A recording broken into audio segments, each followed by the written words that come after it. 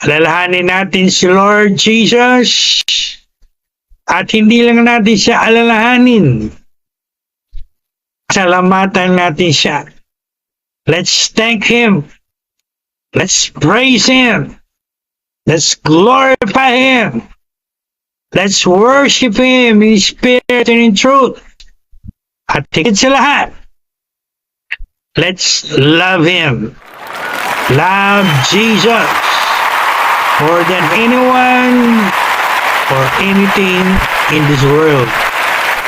Not all worship, not all praise are accepted by God. Hindi po lahat ng worship o pagsamba at pagpupuri o praise na ginagawa ng maraming tao ngayon, hindi po lahat ay tinatanggap ng Diyos. Makinig po kayo mabuti.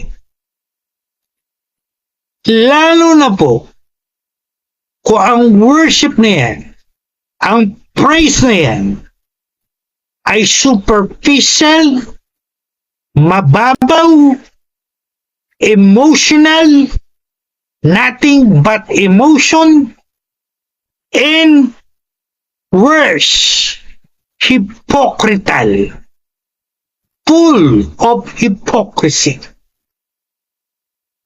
Alala niyo po, merong verse sa Bible, God Himself said, these people honor me with their lips, but their hearts are far from me. Sinabi po ng Diyos yan. Ginagalang ako, sinasamba ako, pinupuri ako ng mga taong ito sa pamagitan ng kanilang mga bibig o kanilang mga nguso, pero sa katotohanan, ang kanilang mga puso malayo sa akin.